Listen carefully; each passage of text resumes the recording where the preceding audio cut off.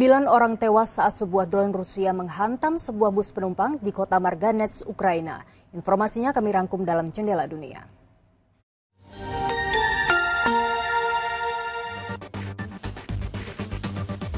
Rusia melancarkan serangan drone ke kota Kharkiv, Ukraina pada malam hingga Rabu pagi.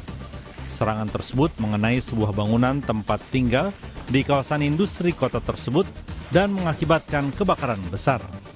Dinas Darurat Negara Ukraina merilis rekaman video yang menunjukkan upaya tim penyelamat memadamkan api.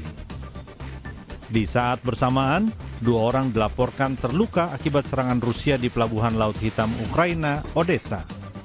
Angkatan Udara Ukraina menyatakan bahwa Rusia menembakkan total 134 drone Shahed dan drone umpan ke 6 wilayah Ukraina dalam semalam.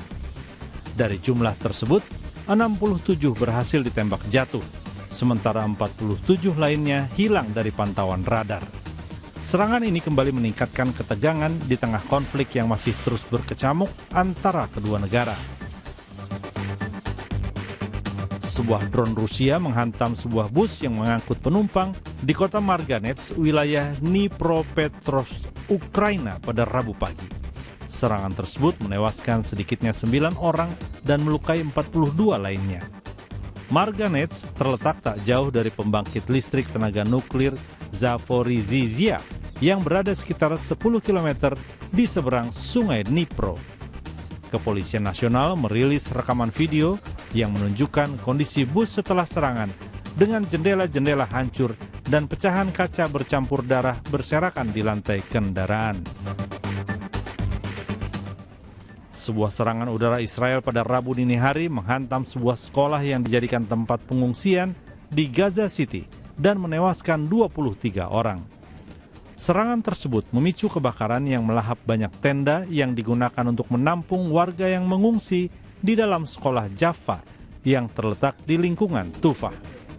Di antara korban tewas terdapat sepasang anak kembar berusia 5 tahun, Sana dan Saba Abu Saif.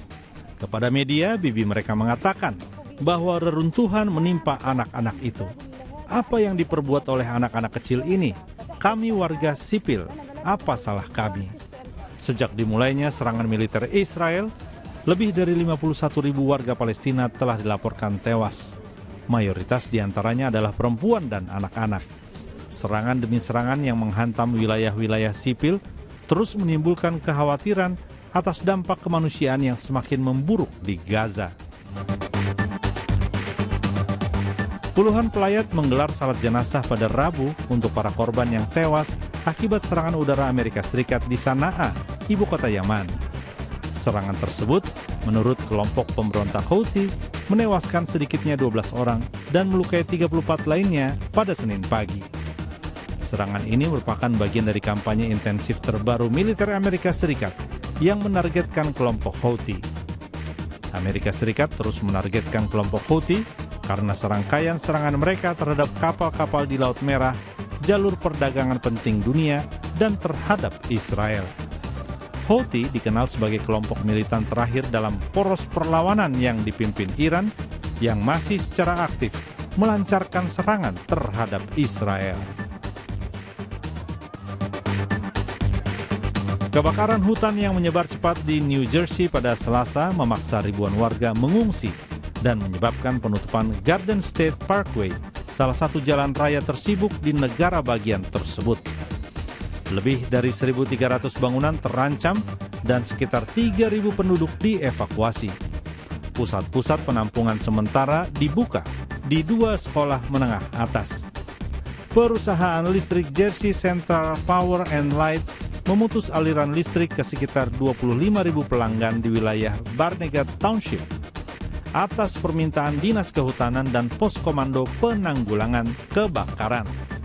Kebakaran ini menambah daftar panjang bencana alam yang memicu kekhawatiran akan meningkatnya risiko kebakaran akibat kondisi cuaca ekstrem.